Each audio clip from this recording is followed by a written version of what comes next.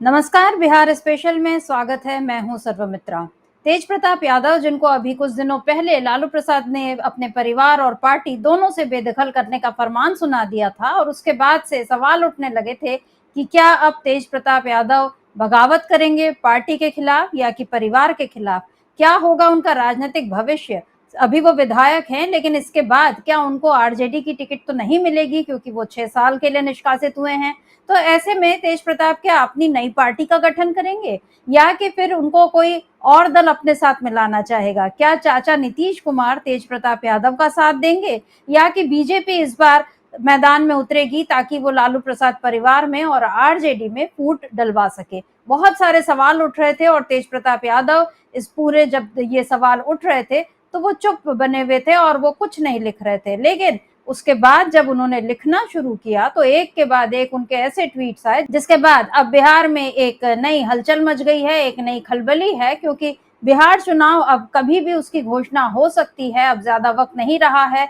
अब से साल का जो 6वां महीना शुरू हो गया है और इस साल में ही बिहार में चुनाव होने हैं, तो जाहिर है दूसरा हिस्सा साल का शुरू हो गया है। जल्दी ही चुनाव आयोग घोषणा भी कर देगा। लेकिन इस बीच चुनाव आयोग तो जब अपनी घोषणा करेगा तब करेगा, लेकिन इस बीच तेज प्रताप यादव ने आज जो कुछ लिखा है और इसके पहले भी जो ट्वीट्स जो किए हैं, उन्होंने एक के बाद एक लगातार 4 ट्वीट उनके आए हैं, जिसके बाद लग रहा है कि तेज प्रताप यादव अब आरजेडी को एक नई दिशा देना चाहते हैं या कि उन्होंने लालू प्रसाद को भी एक तरह से चेतावनी दी है। क्या कुछ है तेज प्रताप यादव के इन ट्वीट्स में, इसको पहले देख लेते हैं। सबसे पहले देखते हैं आज 1 जून का जो ट्वीट आया है तेज प्रताप यादव का, उसमें उन्होंने क्या कुछ लिखा है। तो यहाँ पर तेज प्रताप यादव ने लिखा है, मेरे प्यारे मम्मी पापा, मेरी सारी दुनिया बस आप दोनों में ही समाई है। भगवान से बढ़कर हैं आप और आपका दिया कोई भी आदेश। आप हैं तो सब कुछ है मेरे पास। मुझे सिर्फ आपका विश्वास और प्यार चाहिए, न कि कुछ और। पापा, आप नहीं होते तो ना ये पार्टी होती और ना मेरे साथ राजनीति करने वाले कुछ जयचंद जैसे लालची लोग। बस मम्मी पापा आप दोनों स्वस्थ और खुश रहे हमेशा। हैशटैग तेज प्रताप यादव। यहाँ ध्यान दीजिए, उन्होंने अपने ही नाम का हैशटैग भी चलाया है, क्योंकि वो जानते हैं कि इस समय उनको लेकर सोशल मीडिया पर काफी सर्च भी चल रही है, खोज चल रही है कि आखिर तेज प्रताप यादव कहाँ हैं, क्या करने जा रहे हैं। अब तेज प्रताप यादव पटना में ही हैं या वो कहीं और गए हैं, क्या कर रहे हैं वो ये तो पता नहीं। लेकिन आज का उनका ये जो ट्वीट है, इसके अब कई मायने निकाले जा रहे हैं। एक तो पहले उन्होंने ये कह दिया कि आप दोनों में मेरी दुनिया समाई है। जैसे गणेश जी के लिए शिव और पार्वती वही उनकी दुनिया थी, उनके चक्कर लगा लिए उन्होंने और कह दिया कि अब सबसे पहले मेरी पूजा होनी चाहिए, क्योंकि मैंने पूरी धरती का, अपने विश्व का जो चक्कर है वो मैंने लगा लिया। तो यहाँ पर तेज प्रताप यादव भी कुछ इसी तरह लालू प्रसाद और राबड़ी देवी को अपनी दुनिया बता रहे हैं, उनको भगवान से बढ़कर बता रहे हैं, उनके दिए हुए आदेश को बिल्कुल सर माथे पर बता रहे हैं। यानी अब लालू जी ने आदेश दे दिया है कि तेज प्रताप जी को घर से भी बाहर होना पड़ेगा और पार्टी से भी। तो तेज प्रताप यादव इस बात को मान रहे हैं, क्योंकि ये पिता का आदेश है। और दूसरी तरफ वो ये भी कह रहे हैं कि आपका विश्वास और प्यार चाहिए और कुछ नहीं चाहिए। यानी जो लोग अभी ये सब कह रहे थे कि तेजस्वी यादव के साथ जो एक उनकी जो होड़ चल रही है विरासत को लेकर कि लालू जी का असली वारिस कौन है, इसको लेकर दोनों भाइयों के बीच शायद तलवार खिंची हुई है और इसमें तेजस्वी यादव ने तेज प्रताप को गच्चा दे दिया। बहुत सारी ऐसी बातें इस परिवार को लेकर चल रही थी, लेकिन यहाँ तेज प्रताप ने साफ कर दिया कि उनको कुछ नहीं चाहिए। मतलब यहाँ वो खुद ही किनारे हो गए। लेकिन इसके साथ उन्होंने एक जो जरूरी बात ये कही कि ना आप नहीं होते तो ना ये पार्टी होती, ना मेरे साथ राजनीति करने वाले कुछ जयचंद जैसे लालची लोग।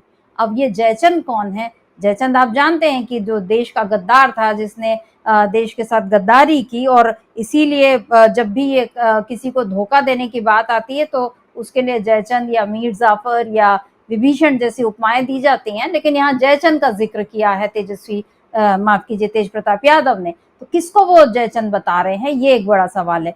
क्या तेजस्वी यादव के जो करीबी रहे हैं संजय यादव, क्योंकि उन पर पहले भी तेज प्रताप यादव आरोप लगा चुके हैं कि वो अपने हिसाब से चलाते हैं और तेजस्वी यादव को सलाह देते हैं, क्या ये उन पर निशाना है या ये पार्टी के भीतर किसी और को उसकी तरफ इंगित कर रहे हैं? क्या है ये आरजेडी के भीतर का खेल? अब ये तेज प्रताप यादव का जो अगला ट्वीट कभी आए तो शायद उसमें इसका खुलासा हो फिलहाल इस बात को लेकर चर्चा तेज है कि आरजेडी में जयचंद कौन है, किसके लिए तेज प्रताप यादव ने ये बात कही। लेकिन इधर तेज प्रताप यादव के जो और बाकी ट्वीट्स का मैं जिक्र कर रही हूँ, एक बार उनको भी देख लेते हैं। सबसे पहले देखते हैं 27 मई का ये ट्वीट, जिसमें ये पारिवारिक उसके मतलब अपने भाई के लिए उन्होंने ये ट्वीट किया है, भतीजे के लिए भी ट्वीट किया है। क्या कुछ लिखा है 27 मई के इस ट्वीट में, देखते हैं। तेज प्रताप ने लिखा, श्री बाके बिहारी जी के असीम कृपा व आशीर्वाद से नवजात शिशु के आगमन, पुत्र रत्न की प्राप्ति पर मुझे बड़े पापा बनने का सौभाग्य प्राप्त हुआ है। छोटे भाई तेजस्वी प्रसाद यादव एवं राजश्री यादव को हार्दिक बधाई एवं शुभकामनाएं। भतीजे को मेरा स्नेहिल आशीर्वाद एवं शुभ प्यार। आपको बता दूं कि तेजस्वी यादव को 27 मई को ही पुत्र रत्न की प्राप्ति हुई थी, जिसके बाद सभी लोगों ने उनको बधाई दी। लालू जी पहुंचे थे, राबड़ी जी भी वहां थी और ममता बनर्जी भी पहुंची थी, जिन्होंने खुद जाकर माता पिता और दादा दादी सबको बधाई दी थी। और इस बीच जब पत्रकारों ने सवाल किया था तेजस्वी यादव से, क्योंकि एक दो दिन पहले की ये घटना थी जब उनको हटाया गया था पार्टी से, तो उसको लेकर जब तेजस्वी यादव से सवाल हुए तो उन्होंने कहा कि अब ये वक्त इस तरह की बातों का नहीं है और सबकी बधाई आ रही है। हालांकि तेज प्रताप यादव की बधाई पत्रकारों के सवाल पूछने तक तो नहीं आई थी, लेकिन उसके बाद जब उन्होंने ये बधाई का ट्वीट किया है तो जाहिर है वो तेजस्वी यादव पर अपना स्नेह जो है वो यथावत रखना चाहते हैं। आप जानते हैं वो हमेशा से ये कहते रहे हैं कि वो अर्जुन हैं और मैं उनका सारथी बनने को तैयार हूं, मैं उनको मुख्यमंत्री बनाने तैयार हूं। तो यहाँ पर तेज प्रताप यादव ने अपने भाई पर फिर से स्नेह दिखाया है। इसके बाद दो ट्वीट आए 30 तारीख को, बैक टू बैक दो ट्वीट्स हैं। क्या कुछ लिखा है उन ट्वीट्स में, इसको भी देख लेते हैं। एक ट्वीट में तेज प्रताप यादव लिखते हैं, 20 वर्षों की एनडीए सरकार के पास अपने कामकाज का हिसाब देने के लिए कुछ नहीं है, इसलिए 35 साल पहले बनी सरकार के 15 साल का रोना रोने वाले पहले अपने 20 साल का हिसाब दें। और इसमें भी उन्होंने हैशटैग जो किया है बिहार आरजेडी तेज प्रताप यादव और नया बिहार।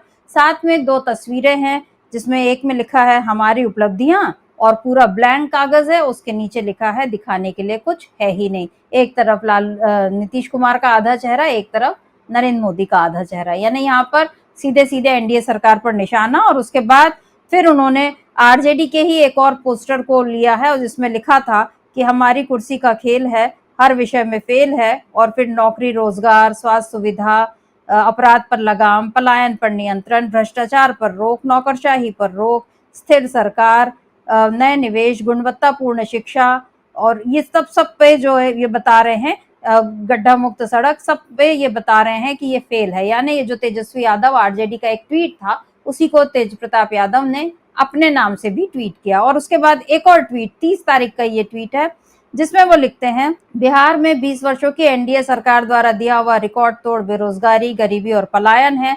नीति आयोग के अनुसार शिक्षा, स्वास्थ्य और उद्योग क्षेत्र में बिहार सबसे फिसड्डी है, विधि व्यवस्था सबसे बदतर है, बिहार की प्रति व्यक्ति आय और प्रति व्यक्ति निवेश देश में सबसे कम है, विकास और प्रगति के अधिकांश मानकों में देश में बिहार सबसे नीचे है। लेकिन बिहार की 20 वर्षों की एनडीए सरकार और 11 वर्षों की केंद्र सरकार जनहित के इन ज्वलंत मुद्दों पर कभी चर्चा ही नहीं करती और न ही करना चाहती है। प्रधानमंत्री जी केवल चुनावी वर्ष में बिहार का दौरा कर 2015 से चली आ रही परियोजनाओं एवं घोषणाओं का अनेकों बार शिलान्यास और उद्घाटन कर उसी को बारंबार दोहराते रहते हैं। 2015 से यही सिलसिला चलता आ रहा है। प्रधानमंत्री जी यह बिहार है, बिहारी इस तरह के झांसे में नहीं आते, वो अच्छे से जानते हैं कि कौन कितना झूठ बोल रहा है। और उसके बाद एक पोस्टर भी यहाँ पर साथ में संलग्न किया है तेज प्रताप यादव ने, जिसमें आरजेडी का सिंबल बना है, यानी ये आरजेडी का ही ट्वीट है, उसी का हिस्सा था, जिसमें मुंह खुला ही नहीं, सीएम के स्वास्थ्य पर, नौकरी रोजगार पर, स्वास्थ्य की बदहाली पर, बेलगाम अपराध पर, शिक्षा की बदहाली पर, विशेष राज्य का दर्जा पर, व्यापारियों की सुरक्षा पर, उद्योग धंधे न होने पाने पर, नए निवेश की कमी पर, पलायन पर, गरीबी पर। इस सब पे लिखा है कि मुंह खुला ही नहीं। और मोदी जी के मुंह पर मास्क लगा हुआ है, पट्टी बंधी हुई है, यानी वो इस पर कुछ नहीं बोलेंगे। ये आरजेडी के ट्वीट को जिस तरह से तेज प्रताप यादव ने अपने हैशटैग के साथ ट्वीट किया है, और बार बार, जबकि ये अभी सवाल है कि तेज प्रताप यादव आरजेडी से जब निकाले जा चुके हैं 6 साल के लिए, तो अब उनका राजनीतिक भविष्य क्या होगा, वो क्या करेंगे। पहले उन्होंने बहुत सारे अलग अलग संगठन बनाए हैं, तो क्या इसी तरह का कोई नया संगठन वो खड़ा करेंगे। चुनाव से पहले क्या वो जैसे उन्होंने लोकसभा में अपने निर्दलीय प्रत्याशी को उतारा था, वैसे ही क्या वो इस बार भी कुछ करेंगे? ऐसे तमाम सवाल उठ रहे हैं, लेकिन तेज प्रताप यादव उन सवालों को या तो देख नहीं रहे या उनका जवाब देने के लिए शायद वो इस तरह के ट्वीट्स कर रहे हैं जिसमें आरजेडी की तरफ से किए गए ट्वीट को ही एक तरह से रिपोस्ट किया जा रहा है, लेकिन उसमें हैशटैग वो लिख रहे हैं तेज प्रताप यादव, और ये वो बता रहे हैं कि जो आरजेडी की पॉलिटिक्स है वही उनकी पॉलिटिक्स है।